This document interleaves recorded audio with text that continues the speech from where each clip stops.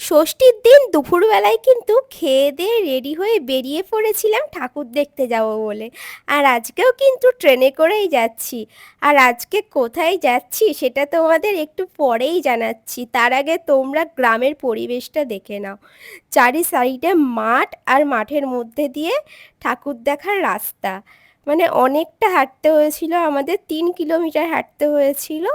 3 kilometre হেঁটে এসে তারপর আমরা দেখতে পেলাম সেই বড় দুর্গাটা, যেটা তোমরা সোশ্যাল মিডিয়ায় হয়তো এর আগে অনেক দেখে ফেলেছো। হ্যাঁ, আমরাও সেই বড় দুর্গা মাকে দেখতে গিয়েছিলাম। আর এটা নাকি পুরো ফাইবারের তৈরি, দেখো দেখে কিন্তু মনে হচ্ছে না। পুরো মাঠটা জুড়ে কত বড় মেলা বসেছে। আর চারি সাইডে প্রচুর লোকজন ছিল। আমাদের পৌঁছাতে অনেকটাই দেরি হয়ে গিয়েছে, কারণ দেখো প্রায় সন্ধে নেমে আসছে। এরপরে আমাদের বাড়ি ফিরতে হবে। এর জন্য কিন্তু আমরা এখানে বেশিক্ষণ থাকিনি, জাস্ট কয়েকটা ছবি ভিডিও তুলে নিয়ে মানে মাকে প্রণাম করে ওখান থেকে বেরিয়ে এসেছিলাম। তার আগে তোমরা মাকে ভালোভাবে দেখে নাও। আমি কিন্তু দূর থেকে ভালোভাবে দেখালেও কাছ থেকে তোমাদের পরে একটু দেখাচ্ছি। আর এদিকে দেখো মায়ের মুখটা কিন্তু কি মিষ্টি। আর এই মাকে কিন্তু এই গ্রামের লোকজন মিলেই তৈরি করেছে। এটা আমরা 1 বছর আগেই দেখতে পারতাম, কিন্তু তখন সম্ভব হয়ে ওঠেনি অনেক কারণের জন্য। দিনের বেলার থেকে রাতের বেলায় দেখতেই দেখো বেশি ভালো লাগে, কারণ এরপরেই শুরু হবে আসল লাইট শোটা। আর তারপরে দেখো এটা ছিল আজকের আমার ফাইনাল লুক।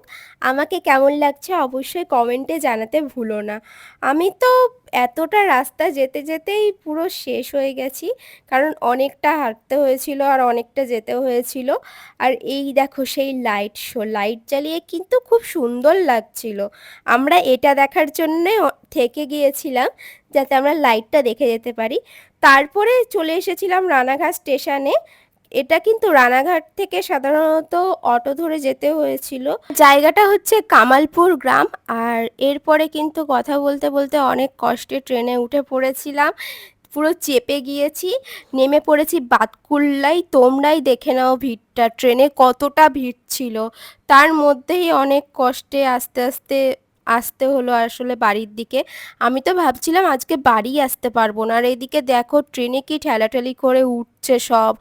মানে কি বলবো, এই কদিন যা ভিড় হয়েছে পুজোতে ট্রেনে, সেটা আর বলার মতন না।